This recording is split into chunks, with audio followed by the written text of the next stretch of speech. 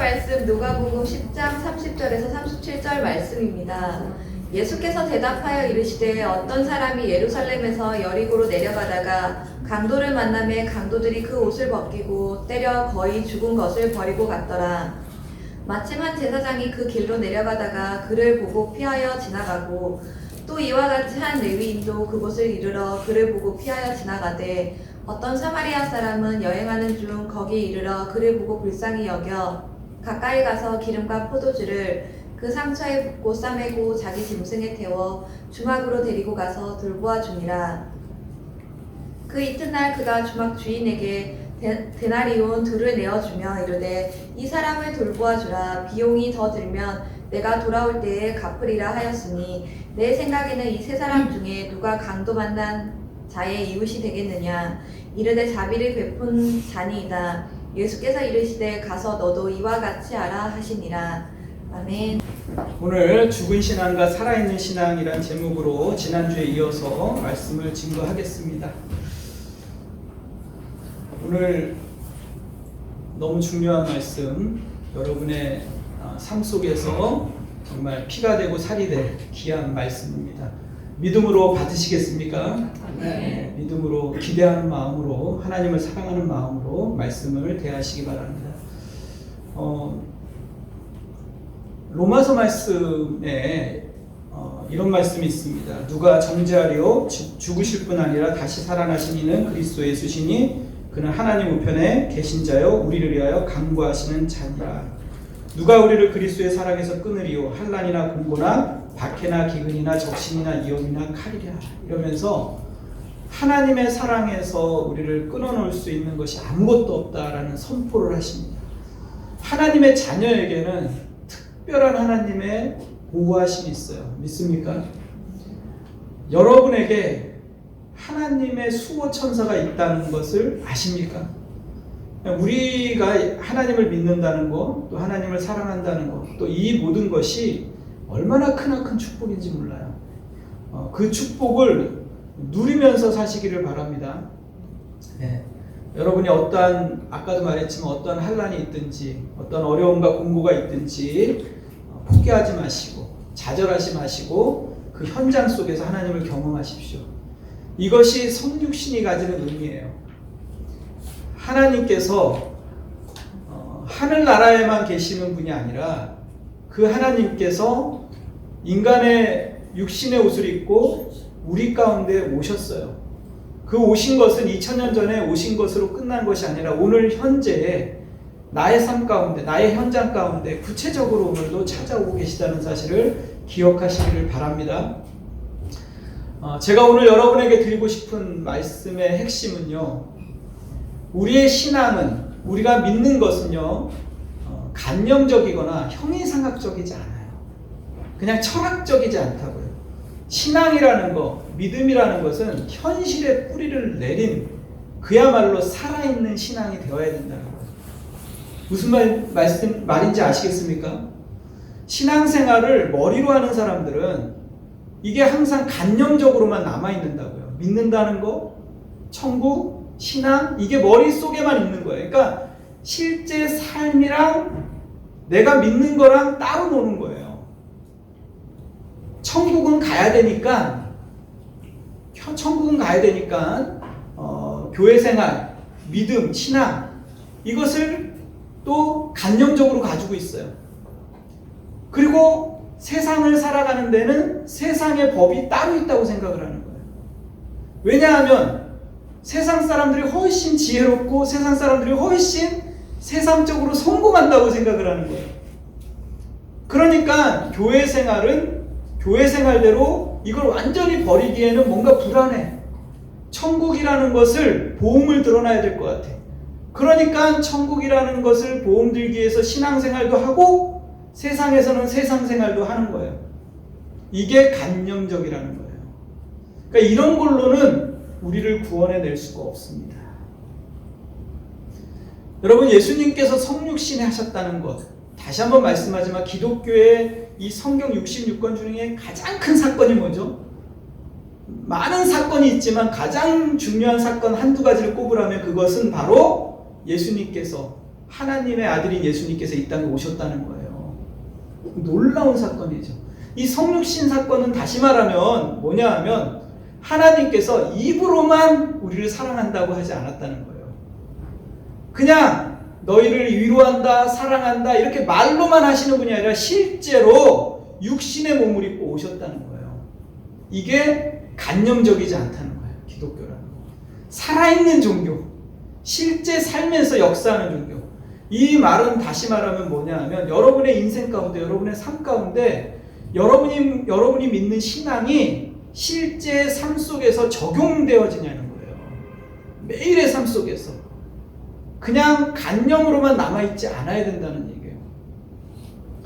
오늘 이 본문의 말씀에 보면 강도 만난 사람이 나옵니다. 그렇죠? 근데 이 강도 만난 이 사람의 이 얘기를 보면 너무 놀라운 말씀이에요. 잘 살펴보면 이 짧은 내용에 예수님께서 우리의 인생을 다 담아 놓으셨습니다. 여기 강도 만난 사람이 나오잖아요. 예루살렘에서 내려가다가 예루살렘으로 가다가 강도를 만나요. 근데 강도를 만나는데 이 강도 만난 사람이 누구냐 이거죠. 우리라는 거예요. 인생을 살아가는 모든 사람들이 바로 강도 만났다는 거예요. 여러분, 우리가 가지고 있는 것들 중에 영원한 것이 있습니까? 여러분이 가지고 있는 것 중에 시간이 영원합니까? 아니면 건강이 영원합니까?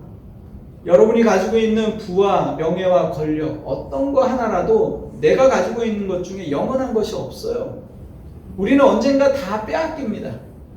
실제로 사탄은요, 뭐라고 얘기합니까? 성경의 요한복음에 도적이 온 것은 죽이고 빼앗고 멸망시키려고 오신 것이요, 예수님께서 온 것은 양으로 생명을 얻게 하고 더 풍성히 얻게 하려고 오셨다. 이렇게 기록되어 있습니다.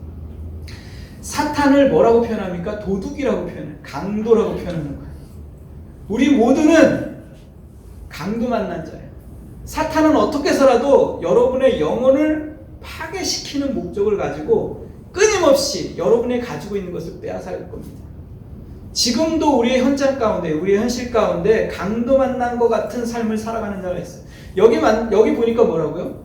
강도가 이 사람을 가지고 있는 걸 다 빼앗고 때려서 거의 죽게 되어 있는 것을 버리고 갔대요. 그냥 이 사람은 가만히 놔두면 죽을 수밖에 없는 거예요. 그냥 두면은. 그런 현실. 이거는 자신이 겪지 않으면 몰라요. 내가 오늘 나의 현실 속에서 정말 강도 만난 것 같은 현실을 경험한 사람들이 있어요. 불안하고 또 모든 것을 빼앗긴 것 같은 그런 현실 속에 놓여 있는 자들이 있다고요. 그럼 오늘 말씀에 귀를 기울여야 됩니다. 저는 이 말씀을 통해서 두 가지를 생각해 봤는데요. 뭐냐 하면은 이 강도 만난 사람의 이 현실 속에서 저는 두 가지의 측면을 생각해 봤어요. 하나는 뭐냐 하면 우리 모두는 실제로 강도 만날 수밖에 없고, 이 강도 만난다는 건 뭐냐 하면 이런 거예요. 우리는 이 세상 속에서 강도 만나는 현실, 그러니까 내가 다 빼앗기는 현실 가운데 놓여질 수밖에 없다. 이건 필연적인 거예요. 필연적인 거예요. 그래서 이 현실 속에서 우리 성경에 보면 이런 말씀 있잖아요, 여러분. 한 알의 밀알이 땅에 떨어져서 썩지 아니하면 한 알 그대로 있고 썩으면 많은 열매를 맺으리라. 이 말씀이 뭐죠? 가지고 있는 의미가 한 알의 밀알이 땅에 떨어져서 뭐 해야 된다고? 죽어야 된다는 거예요. 없어져야 된다는 거예요. 그러니까 밀알은 자취를 감춰버리는 거예요. 죽는 거예요, 그 속에서. 거기서 다시 생명이 나오는 거예요. 이게 예수님이 말씀한 진리거든요. 그 말은 뭐죠? 이 땅이라는 게 뭐예요? 이 땅이라는 거, 이 세상을 얘기하는 거예요. 이 세상. 근데 이 기독교라는 이 신비는 뭐냐 하면요, 여러분, 죽는 거예요. 죽는 거예요. 여러분이 인생을 살다가 정말 힘들어. 이 정도에서 끝났으면 좋겠어. 하나님, 내가 사방으로 우겨쌈을 당하는 것 같아요. 대인관계도 막히고 재정적인 문도 막히고 여러 가지 내가 이루려는 이 생각들이 다 막힌 것 같아요. 가정생활도 실패한 것 같아요. 자녀들 양육에 있어서 자신이 없어요. 다 막힌 것 같은 그런 현실 속에 이제는 더 이상 못하겠어요 라고 얘기해요. 근데 하나님이 우리에게 말씀하시는 건 뭐냐면 이제 못하겠어요가 끝이 아니라는 얘기를 하고 있어요. 또 더 못하겠어 해서 다음 주는 괜찮아지겠지가 아니에요. 그 다음 주에는 뭔가 좋아지겠지가 아니라 뭐라고 얘기한다고 하나님께서? 거기서 죽어야 된다고 얘기해요. 놀라운 말씀. 내가 완전히 죽는 자리 가운데 가는 거예요. 그래서 어떤 걸 경험하냐면 자신의 자아가 완전히 깨지는 거, 자존심이 완전히 부서지는 거. 이제는 내가 할 수 있는 것이 아무것도 없다라는 그 신음의 현장 가운데 완전히 나아가는 거예요. 근데 여러분, 이 죽음이라는 것은요, 여러분이 잘 생각을 해봐야 되겠지만 이 죽음을 경험하지 않으면 기독교는 탄생할 수가 없어요. 여기 있는 중에서 나는 기독교인이다, 나는 하나님을 믿는 백성이다 라고 얘기했는데 실제로 이 죽음을 경험한 사람이 있고 아직도 경험하지 않은 사람이 있어요. 여러분이 실제로 이런 죽음을 경험하고 난 다음에 그리스도인이 돼야지만 간념적으로 신앙이 머물지 않아요. 이 죽음을 경험하지 않고 머리로만 기독교인이 되면 늘 신앙은 간념적으로 머물러 있다고요. 여기 있는 분들 중에 이 말씀을 이해할 수 있는 분도 있고 이해 못하는 분도 계실 거예요. 그거는 실제로 죽음을 경험한 사람은 이해를 합니다. 내가 아무것도 아니고 내 인생 평생에 내가 할 수 있는 일은 하나님 앞에 반기를 드는 것이고 하나님을 하면서 불순종하고 죄악을 쫓아가는 것. 다시 말해서 뭐냐 하면은 내가 육체의 정욕을 따라, 안목의 정욕을 따라, 이생의 자랑을 따라 끊임없이 살아가는 존재인 걸 알게 돼요. 내가 일어나면 하나님을 향해서 멀리 떠나는 거예요. 계속 본능적으로 죄를 짓는 거예요. 이러한 이 죄악 속에서 나는 아무것도 하나님 앞에 희망이 없는 존재라는 걸 깨닫게 돼요. 그러면서 하나님 앞에서 하나님이 나를 얼마나 사랑했는지, 예수 그리스도께서 왜 그렇게 십자가에서 죽을 수밖에 없었는지에 대한 그 놀라운 깨달음이 오기 시작한다.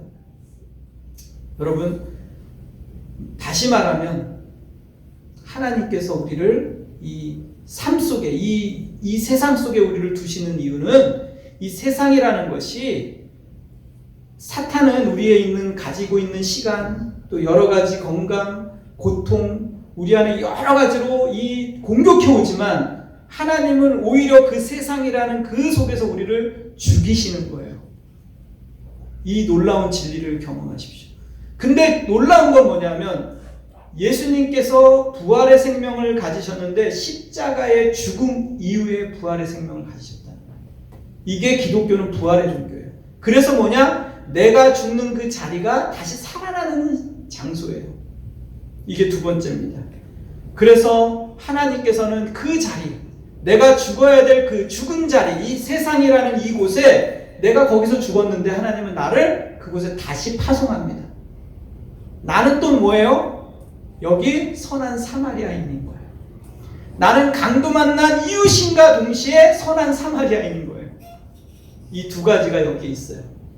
나는 세상에서 내가 죽었는데, 내가 거기서 자존심이 상했는데, 사람들이 나를 향해서 판단하고 공격해서 더 이상 이 사람들이 너무 싫은 거예요.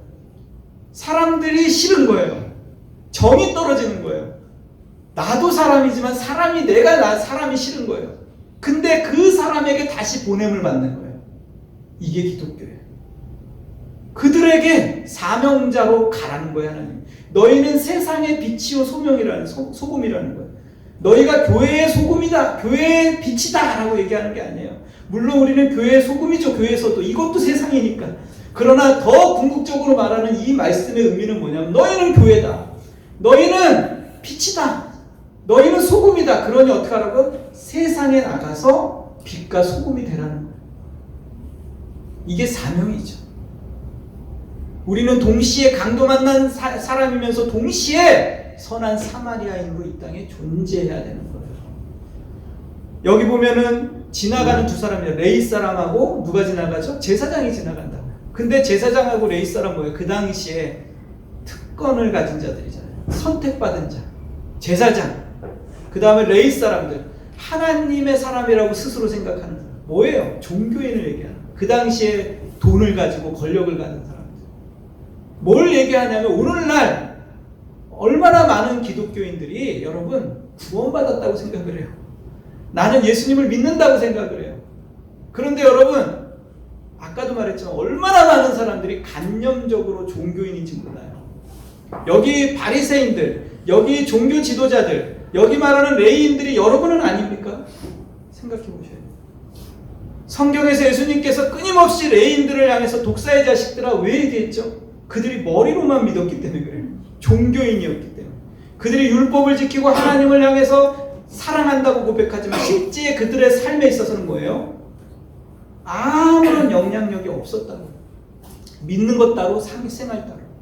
얼마나 많은 기독교인들이 교회 와서 예배를 드리고 교회에서 생활 속에 돌아가면 여전히 세상적인 방법으로 살아가는지 몰라요. 여러분 생각을 해보세요.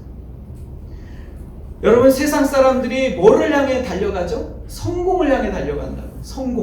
성공하기 위해서 살아가요. 그리고 기독교인들도 성공을 향해 살아가요. 그럼 여러분이 생각하는 성공과 세상 사람들이 말하는 생각에 차이가 있습니까? 여러분에게 묻고 싶은 거예요. 세상 사람들이 말하는 성공이 뭐죠? 돈을 버는 거예요. 가족들하고 행복하게 살아가는 거예요. 안정적인 직장을 갖는 거예요. 네? 그래서 그런 안정적인 삶을 통해서 1년에 한 번 정도 여행을 떠나고 가족이 건강해서 별탈 없이 지내고 이게 세상 사람들이 말하는 행복이에요. 성공이에요. 그 성공을 향해서 경쟁하고 싸우고 다투고 자존심도 버려가면서 그렇게 열심히 산다고요. 여러분이 생각하는 성공은 뭐예요? 똑같죠. 다릅니까? 제가 많은 기독교인들을 만나고 대화를 해보지만 그들 속에 있는 성공도 똑같습니다. 가정의 평안, 걱정 없이 살아가고. 그런데 여러분 성경에 말하면 성경에서 뭐라고 얘기하냐면요, 이런 얘기를 합니다.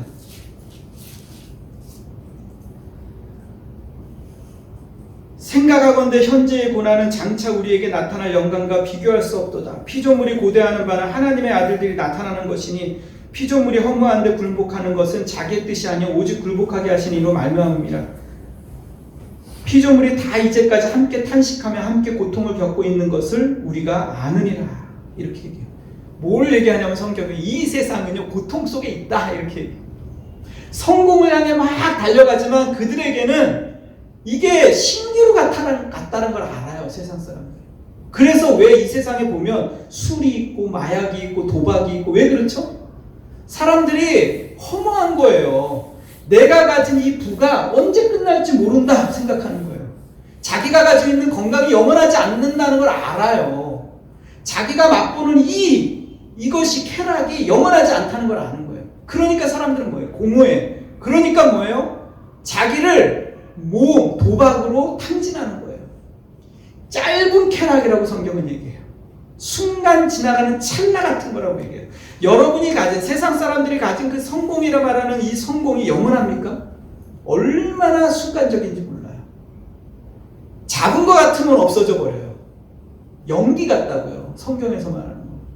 그러니까 사람들이, 여러분 생각해 보세요. 그럼 이 세상에 만약에 성공이라는 게 존재한다면, 이 세상에 진정한 행복이 존재한다면 왜 사람들이 자살을 하며, 왜 사람들이 살인을 하며, 왜 사람들이 마약을 하며 술에 취하며 쾌락에 빠지며 도박에 빠지고 그럴까요?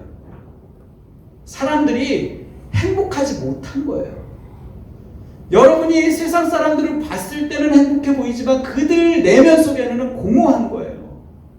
고통 가운데 있는 거예요. 마찬가지로 기독교인들도 마찬가지예요. 우리가 기독교인이라고 말하지만 간념적으로만 가지고 있으면 우린 늘 세상 사람들을 부러워하면서 세상 사람들이 추구하는 행복을 우리도 쫓아서 살아간다는 거예요.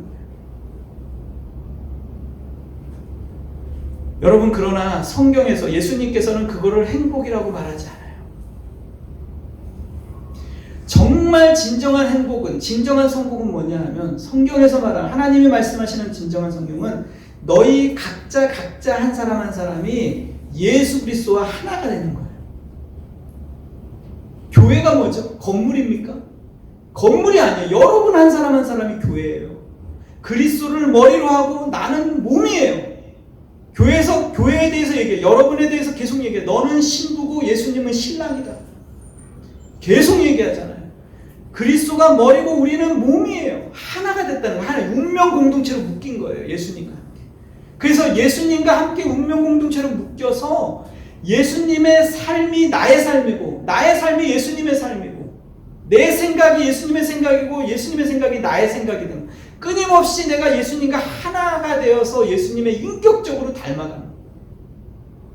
근데 우리는 어떻게 생각하냐면 신앙생활이라는 것을 마치 은행에 대출 받으러 가는 사람처럼 간다고요. 은행에 대출을 받으러 은행장을 만나요. 그러기 위해서 대출 서류를 가지고 가는 거예요. 내가 이러한 것을 준비했으니까 대출해 달라고 은행장에게 얘기하듯이 하나님을 만나요. 하나님은 우리에게 어떤 걸 원하냐면 인격적인 관계를 원하는 거예요. 여러분이 우리의 삶 속에서 일주일 동안, 한 달 동안 하나님과 예수님과 얼마나 인격적인 관계를 나누고 있습니까? 인격적으로 예수님과 깊이 친밀함을 누리고 예수님을 닮아가는 삶, 그것이 신앙생활의 성공이에요. 여러분의 인생의 성공이에요. 여러분의 자녀가 있잖아요. 얼마나 사랑스럽습니까? 이 자녀가 영원히 보존되는 거, 이 자녀가 하나님 앞에서 이 영혼이 영육간에 강건해져서 하나님의 나라의 백성으로 그 하나님 나라 가운데 들어가는 거, 이거보다 더 큰 복이 있어요. 여러분, 그 어떤 복으로 그거 바꾸겠어요? 근데 이게 쉬운 일이 아닙니다, 여러분. 이 세상이라는 이 세상은요, 끊임없이 세상의 가치관이, 세상의 세계관이, 이 세상에 있는 모든 것들이 공격해 온다고요. 그 모든 것을 뚫고 하늘의 미랄이 땅에 떨어져서 썩고 죽어서 신앙으로 자라가는 거, 성령의 열매를 맺어가는 거, 그 예수 그리스도의 그 성품의 열매, 9가지 열매를 맺어가면서 성령과 동행하면서 거룩한 백성으로 하나님의 영광의 자리 가운데 성장해 가는 것이 이게 쉽습니까? 여러분이 이 자리에 앉아서 예배 드리는 게 쉬운 일이에요? 나가서 전도해 보십시오. 콧방귀 끼죠. 저는요, 끊임없이 예수님을 증거합니다. 만나는 사람한테 한 사람도 예외 없이 저는 예수님을 증거해요. 교회 나가십시오. 예수님 믿어야 됩니다. 얘기해요. 대부분 99.9%는 콧방귀 껴요. 그래도 합니다. 왜? 예수님을 믿는 게 이게 기적이에요, 여러분. 너무 놀라운 사건이에요. 여러분이 이 현장 가운데 있는 거예요. 아멘? 그러니 여러분이 이 관념적인 신앙에서 벗어나야 돼요. 오늘날 한국교회 가운데 코로나19를 핑계로 해서 교회를 안 나가는 사람 너무 많답니다. 그 코로나 이유가 걱정이 돼요, 저는요. 그래서 요즘에 성도들을 뭐라고 얘기하냐면 한간에 따라합시다. 가나안 성도. 가나안 성도래. 가나안 성도. 가나안 성도가 뭐죠? 거꾸로 하면 안 나가 성도. 그게 가나안 성도래요. 교회 안 나가 성도. 교회를 안 나가는 성도가 200만이랍니다. 200만. 예수님을 믿는데 교회는 안 나가겠다는 거예요. 여러 가지로 해석해 볼 수 있겠지만 거기 중요한 핵심은 뭐냐 하면 왜 우리가 이 공동체에 나오죠? 이 공동체 나오면 여러분 좋아요? 나오면 내 돈 내고 내가 봉사해요. 내가 헌신하고 거기에 대가를 바라지 않고 또 헌신해요. 그렇잖아요. 여기에 갈등이 있고 싸움이 있고 다툼도 있어요. 그 속에 있는 거예요. 왜? 이곳에서 내가 실제로 신앙이라는 게 현실이라는 걸 배우는 거예요. 여러분, 어니스트 세클턴이라는 사람이 있어요. 이분이 세계 10대 탐험가에 들어갑니다. 놀라운 사람이죠, 여러분. 근데 실제 삶 속에서 그렇게 놀라웠을까요? 달을 발견했어요. 미국 대륙을 발견했어요. 놀라운 걸 발견했습니까? 발명품을 발견했습니까? 그렇지 않아요. 이 세클턴은 1914년도에 남극을 탐험하기 위해서, 남극을 횡단하기 위해서 보냄을 받습니다. 영국 사람이에요. 전 세계가, 유럽이, 강대국들이 경쟁하듯이 남극을 횡단합니다. 나라의 운명이 걸린 거예요. 그래서 보냅니다. 그래서 몇 명이죠? 28명인가요? 선원을 데리고 남극에 횡단을 해요. 기자들까지 동선해서. 나라 운명이 걸렸죠. 그때가 어떤 시절인지 아세요? 여러분 1914년도가 세계대전이 일어난 시기잖아요. 세계대전. 그러니까 세계대전이 일어났어요. 그러니까 이 사람이 이제 정보를 보내죠. 내가 이것을 계속 해야 됩니까? 너는 끝까지 사명을 완수해라. 전쟁은 우리가 싸운다. 더 중요한 사명이다 이것이. 그래서 갑니다. 끝까지 가요. 근데 어떻게 되죠? 남극을 가는데 빙산에 갇혀버려요. 유빙이 떠내려고요. 그 엄청난 얼음이 산 같은 얼음이 떠내려와서 배를 가둬버립니다. 그 배와 함께 얼어버려요. 이 배가 나무 배잖아요. 기울어서 얼어버리는 거예요. 그러니까 이거 배가 더 이상 막 파손되고 얼어버리니까 딱딱딱 굳어버리니까 더 이상 할 수가 없어서 그 얼음의 그 빙하에 내려와가지고 이 사람들이 거기다가 같이 텐트를 치고 거기서 생활을 하는 거예요. 배와 함께 떠내려가는 거예요. 그냥 떠내려가는데 여기서 뭐를 하겠습니까? 이 사람들이 그냥 생존하는 거예요. 추위 속에 떨면서. 그러다가 난류가 와가지고 얼음이 녹는데 이 배는 파손돼 버렸잖아요. 더 이상 살 수가 없잖아요. 가까스로 무인도 섬에 떨어져요. 먹을 게 없고 아무것도 없는 거예요. 거기서 굶어 죽게 생긴 거예요. 그러니까 이 세클톤이 어떻게 하냐면요. 구조선 6m짜리 구조선, 조그만 구조선을 타고 1200km를 갑니다. 이들을 살려내기 위해서. 구조선을 데리고 오기 위해서 가는 거예요. 자, 구명보트를 타고 1200km를 간다는 건 보통 구명보트를 타고 어떻게 갑니까? 몇 명 데리고 상상을 초월하는 거예요. 죽음의 파도를 넘어가는 거예요. 1200km. 거기를 도착했는데 여러분, 거기에 섬에 도착했는데 거기 참치배 자기 배가 이렇게 오고 그러잖아요. 근데 그 구조선을 구하기 위해서 갔는데요. 북쪽에 배가 선박 가끔가다 오는데 남쪽에 떨어진 거예요. 그러니까 이 북쪽까지 올라가기 위해서 3000m의 고지를 넘어가요. 산을 넘어요. 36시간을 횡단을 해서 넘어갑니다. 반대쪽으로. 그렇게 넘어가가지고 가까스로 가서 4개월 동안 그 배가 안 오니까 4개월 만에 배를 갖다가 구해가지고 전원을 구출해냅니다. 그쪽에 있는 사람.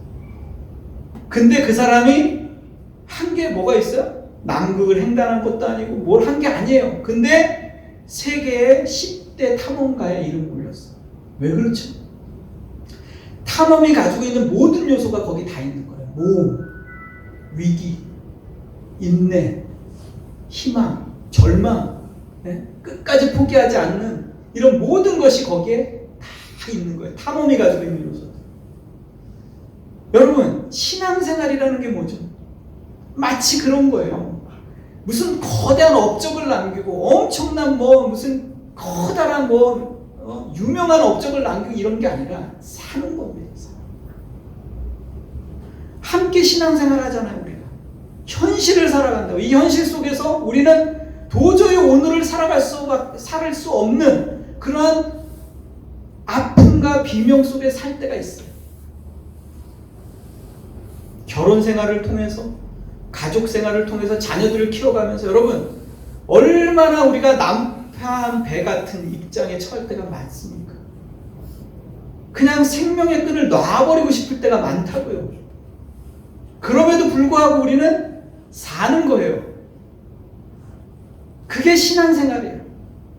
포기하지 않는 거예요. 그가 그 3000m의 고지를 넘어가면서 뭐라고 얘기하냐면 나는 거기서 하나님의 위엄을 보고 벌거벗은 인간의 영혼을 봤다 그래요. 이게 무슨 말이죠? 인생을 살아가면서 여러분 우리는 하나님의 그 위대하심을 보고 인간이 얼마나 보잘것없는지 아까 말했잖아요. 하나님 일하리 땅에서를 죽는 거. 그걸 경험하는 거예요. 내가 할 수 있는 게 별로 없구나. 내가 할 수 있는 게 정말 없구나. 거기서 하나님의 위대하심을 보는 거예요. 여러분, 현실의 뿌리를 놔야 돼요. 신앙생활이라는 것은 멀리 하늘나라에 공중에 있는 것이 아니라 내 현실 속에서 세클톤이 뭘 했겠어요? 그 사람들과 함께 생존하기 위해서 서로 삶을 사는 거예요. 버티고 추위와 싸우고 배고픔과 싸우고 죽음의 사투를 벌여가면서 함께 포기하지 않고 끝까지 같이 버티면서 한 사람 한 사람 붙잡고 끝까지 가는 거예요. 여러분 신앙생활하면서 놓고 싶을 때, 포기하고 싶을 때가 얼마나 많습니까? 여러분 자녀를 키우는 사람들은 더 많은 걸 느낍니다.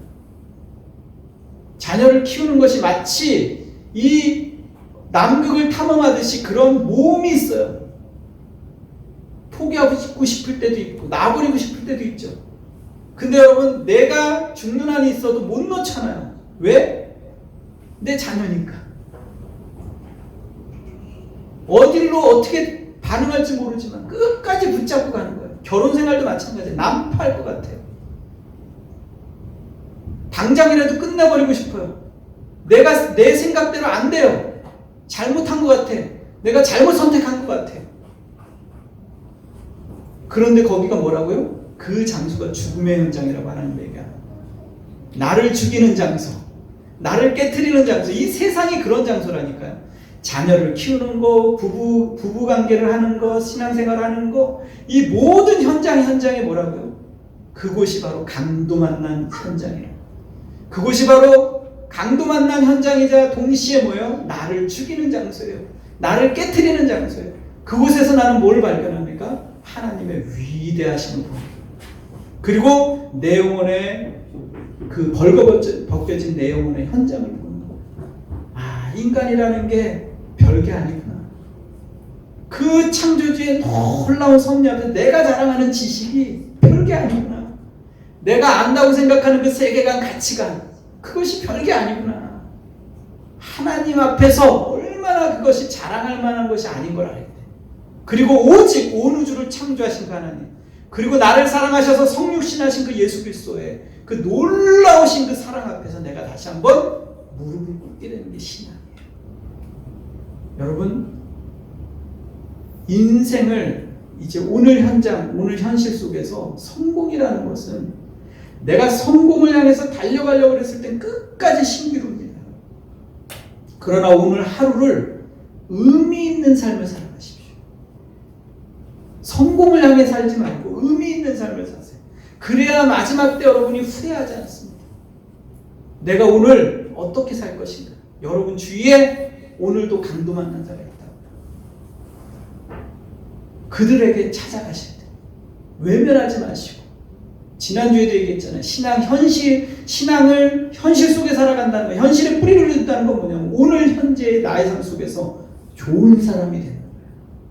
믿을 만한 사람이 되는 거예요. 신뢰할 만한 사람이 되는 거예요. 저 사람 정말 좋은 사람이다. 믿을 만한 사람이다. 남이 보든 안 보든 하찮은 쓰레기를 줍는 거예요. 남이 보든 안 보든 교회에 와서 나무에 물을 주는 거예요. 계단에 있는 쓰레기 아무도 안 주세요. 내가 보고 그걸 줍는 거예요. 그게 아무것도 아닌 것 같잖아요. 하나님 볼 때는 하나님 그걸 뭐라 그래요? 신앙이다 이렇게 얘기합니다. 신앙이 무슨 큰일 하는 거 아니에요. 뭐 이름낼 걸 때, 명예 걸 때, 나 이렇게 했어 저렇게 했어 자랑할 때만 신앙이 아니라 하찮은 거, 아무도 하기 싫어하는 거, 다 다른 사람이 관심도 갖지 않는 그 하나를 하는 게 바로 현실인 거예요. 그래서 엄마가 자녀를 향해서 설거지를 하고 빨래를 하고 밥을 하고 현실 속에서 그 아이들을 키워내는 거예요. 그게 신앙이에요.